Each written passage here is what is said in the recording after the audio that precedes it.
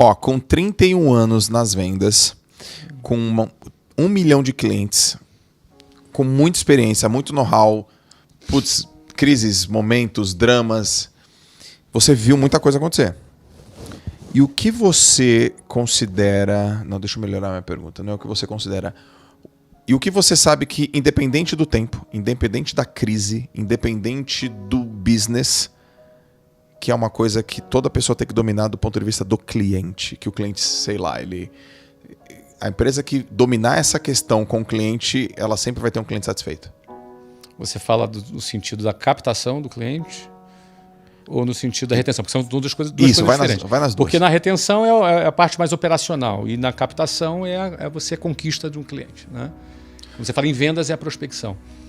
Quando você fala na operação, é a retenção e manutenção do cliente. Então tá. Então me dá um princípio fundamental de manutenção e me dá um princípio fundamental de uma captação.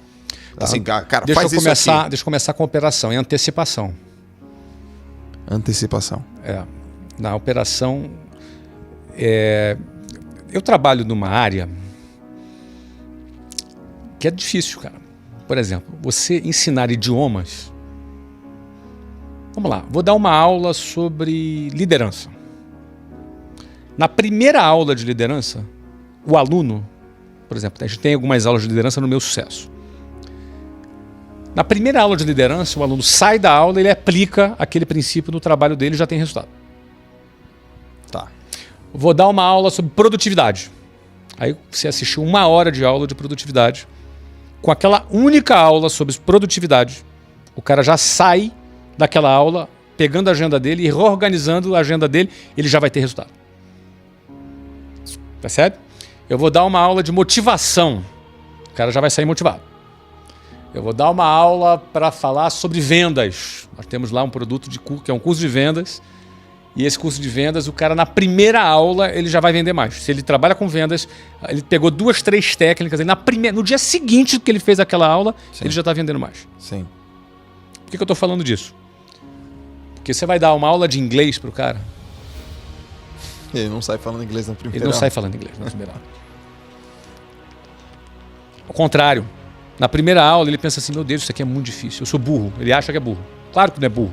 Ninguém é burro. O adulto vai começar a aprender o idioma, ele tem dificuldade. Então, aprender um idioma, como o inglês, que as pessoas não aprendem porque gostam. Eu adoro aprender inglês. Eu devo ter tido 0,5% de alunos que gostam.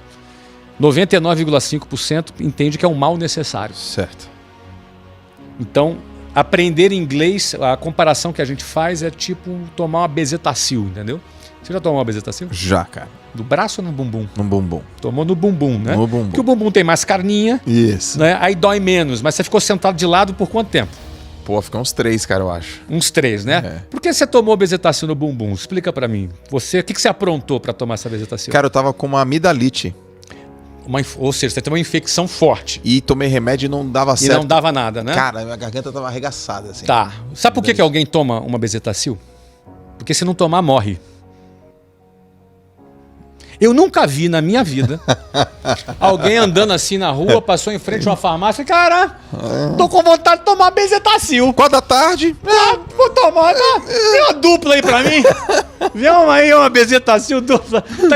Já ria bumbum pra fora assim, ó. Pode ser aqui, ó. Tô sem fazer nada aqui. Tô sem fazer. Você já viu? Não. Não. O cara só vai porque é um mal necessário. Não é isso? Você aprender inglês, cara.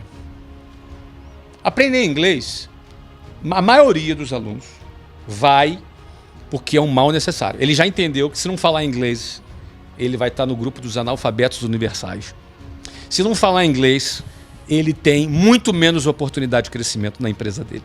Se não falar inglês, ele está excluído de grande parte dos conteúdos da internet, os melhores, inclusive, conteúdos de Harvard, MIT, gratuitos, estão em inglês. Exatamente. Os filmes estão em inglês, um monte de podcast bacana que está em inglês.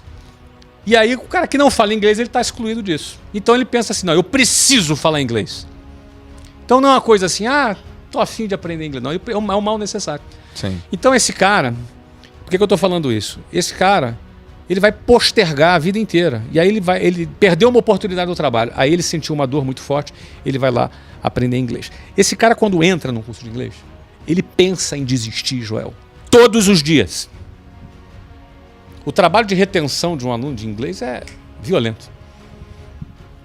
Todos os dias. Porque ele começa a estudar, sofre, quer desistir. Ele sofre, ele quer parar. Ele tem dificuldade, ele quer... Aí não tem problema de tempo, ele quer parar. Sim. Então a melhor coisa que tem é a antecipação. Você ter observar um padrão de alunos que desistem de qualquer coisa. Eu falei de inglês porque foi a minha principal escola. Mas a gente fazia na escola, por exemplo, um trabalho de controle de frequência. Um aluno que já faltava a primeira aula, a segunda aula, a terceira aula, a gente já entrava em contato com esse cara. E o ideal é você se antecipar, antecipar. A antecipação é a principal ferramenta para você reter cliente. Então é como se fosse, na inteligência artificial, a gente chama de a tecnologia preditiva. Como você prevê, você identifica um determinado padrão, já prevê aquilo que pode acontecer dentro daquele padrão e já faz uma ação buscando dar um remédio antes do problema acontecer. Sim. O preventivo tem mais valor do que o curativo. Se você trabalhar preventivamente, você vai reter mais clientes do que se você tentar resolver os problemas que depois existem. Cara, essa é muito boa. Tá? Então, quando você entende esse conceito, esse princípio, acabou. E você vai pensar na tua retenção de cliente de uma maneira diferente. Já lá para vendas, a tua pergunta foi uma dica infalível, né? Foi um princípio, né? Um princípio, né? É. Então, já lá na vendas, o princípio que eu considero infalível para você prospectar um cliente é a conexão com o cliente. É o rapport, é a conexão. É você entender o que o cliente quer, não o que você quer dizer para ele. Numa venda é muito mais importante escutar, ouvir do que falar. Você tem que ouvir mais do que fala. Primeiro, porque a pessoa gosta de ser ouvida. Segundo, que quando você ouve a pessoa, duas coisas acontecem. Ela vende para si mesma. Ela própria vende para si mesma. Ela vai acreditar muito mais nela do que em você. Quando você escuta ela. Quando você escuta ela.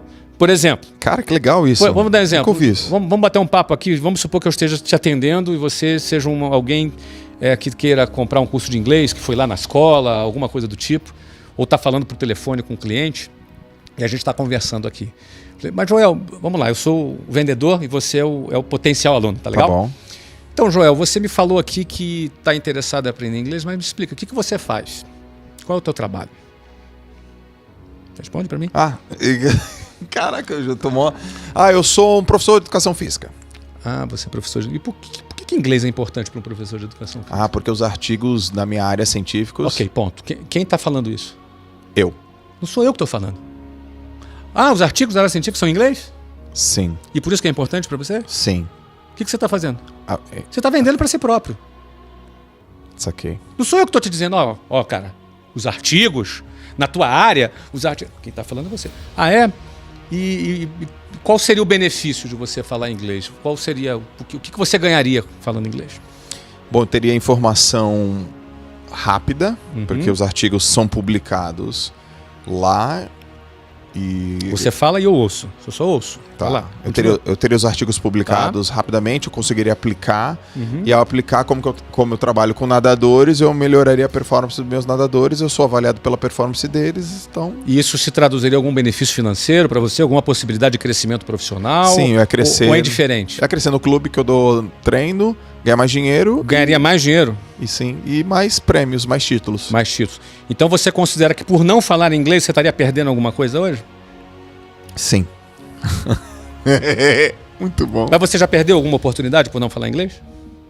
Já várias. Quais? Uma vez eu estava num curso e teve um seminário de treinadores e eu não entendi o que ele estou falou. te vendendo ou você está vendendo para si próprio? Estou vendendo para mim. Então, e aí aconteceu o quê? Aí você perdeu a sua oportunidade? Você poderia ter participado de alguma competição fora? Sim. Ou ser contratado por um clube no exterior, alguma coisa assim? Sim. Eu poderia ter sido contratado. Poderia ter sido um treinador nos Estados Unidos se eu soubesse falar inglês. Então você deixou de ser um treinador nos Estados Unidos por não falar inglês, é isso? Sim. Faz quanto tempo isso? Faz 15 anos. Uns 16 anos. Então, há 16 anos você perdeu essa oportunidade. Sim. Que a gente chama de pergunta confrontativa. Poxa, faz 16 anos que você perdeu essa oportunidade, por que nesses 16 anos você não resolveu esse problema de falar inglês? Pergunta confrontativa. Você vai pensar, eu só fiz uma pergunta. Aí você, opa. Responde. Pô, porque... Putz, eu deixei pra depois, não foi prioridade. Eu deixei outras coisas serem mais importantes, sei lá, tomarem conta da minha mente do que isso aí. Entendi. E você acha que isso foi uma boa decisão? Hoje sei que não. Hoje sei que não. Mas como está a tua disposição de resolver esse problema hoje? 10, 100%. De 0 a 10? 0 a 10, 10. Eu preciso. Porque se eu não fizer isso, eu não tenho mais 16 anos. E o que te impediria de tomar essa decisão hoje? Hoje, que me impediria... Cara, que bom isso, né? Nada. Nada. Nada. Não é nem tempo, nem financeiro. Acho que não, financeiro não é, tempo não é. De repente é só saber um pouco mais sobre o produto, Isso. entender Então, um pouco melhor. Se você conhecer o produto e você acreditar que ele atenda às suas expectativas, você está pronto para tomar essa decisão hoje? Tô dentro, sim. Então tá bom. Eu vou te apresentar como é que funciona agora. Bom, vamos lá. Eu vou te apresentar agora, mas você já comprou? Já comprei. Você já comprou. Quem te vendeu? Eu. Você próprio. Percebe? Sim. E isso foi feito por quê? Porque eu falei ou porque eu ouvi? Você ouviu. Eu ouvi. Você chegou às conclusões. As pessoas gostam de comprar, mas elas não gostam de ser convencidas. E o vendedor inicial, noob, vendedor amador, Sim. ele acha que vender é ficar chavecando o cara e convencer ele das coisas. E as pessoas detestam ser convencidas das coisas.